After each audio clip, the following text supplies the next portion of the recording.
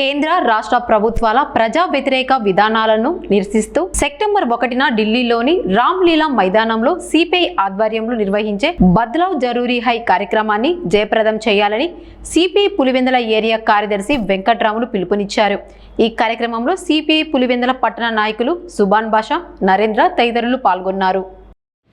బదలావ్ జరూరీ high, మార్పు రావాలి, మార్పు కావాలి పేరుతో సెప్టెంబర్ 1వ తారీఖున దేశ రాజధాని ఢిల్లీ నడిబొడ్డున రామ్లీలా మైదానంలో కేంద్ర రాష్ట్ర ప్రభుత్వాల ప్రజా వ్యతిరేక విధానాలకు వ్యతిరేకంగా జరుగుతున్న భారీ ప్రజా ప్రదర్శనను జయప్రదం చేయాలని భారత కమ్యూనిస్ట్ పార్టీ సిపిఐగా పిలుపునిస్తూ ఉన్నాం.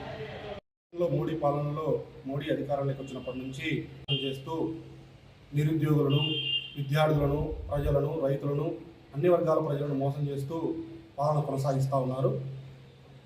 అధికారంలోకి వచ్చిన సంవత్సరం నుంచి సంవత్సరానికి 2 కోట్ల ఉద్యోగాలని చెప్పి మాయమాటలు చెప్పి అధికారంలోకి వచ్చిన మోడీ ఉద్యోగాలు ఇవ్వకపోగా విద్యార్థులు ఆశగా ఎదురు చూసే పోటీ పరీక్షల్లో సైతం అవినీతి అక్రమాలకు పాల్పడుతూ విద్యార్థుల జీవితంతో చెలగాటమాడుతూ వారి జీవితాలను అంధకారంలోకి నెట్టివేస్తూ ఉన్నారు.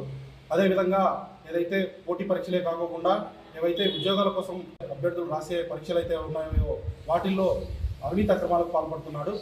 నిత్యం పేపర్ లీకేజీలతో ప్రభుత్వం విద్యార్థుల హత్యలకు కారణమవుతా ఉంది.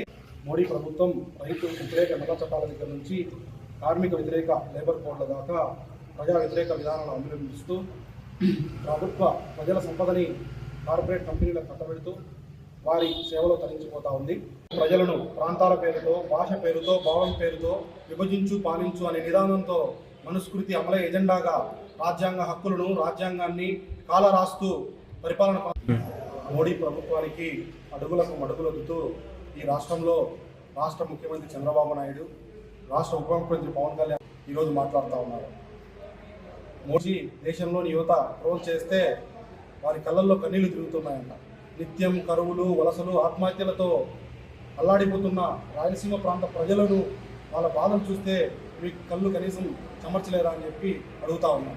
అధికారంలోకి రావడానికి డబుల్ ఇంజన్ సర్కార్ పేరుతో ప్రజలను మోసం చేసి సూపర్ 6 హామీలు అమలు చేస్తామని చెప్పి అధికారంలోకి వచ్చిన చంద్రబాబు ఇప్పుడు డబుల్ ఇంజన్ సర్కారు ఉత్తరాంధ్ర ప్రత్యేక ప్యాకేజీ ఏమైంది, విభజన హామీలు ఎక్కడ పోయాయి, రాయలసీమ స్పెషల్ ప్యాకేజీ ఏమైంది, కడప ఉక్కు ఫ్యాక్టరీ పరిస్థితి ఏంటి, తర్వాత పులివెందుల్లో 90% పూర్తయిన మెడికల్ కాలేజీని గత ప్రభుత్వం పూర్తి చేస్తే దాన్ని నిర్వహించలేమని చెప్పి పులివెందుల ప్రజలపైన, పులివెందుల ప్రాంత ప్రజలపైన రాజకీయ కక్ష సాధింపుతోనే వాటిని మేము నిర్వహించలేమని చెప్పి మెడికల్ కౌన్సిల్కు లెటర్ రాసి మీరు ఏమాత్రం పులివెందుల ప్రజల ఓటును అడిగే హక్కు లేదని చెప్పి తెలియజేస్తా ఉన్నాం.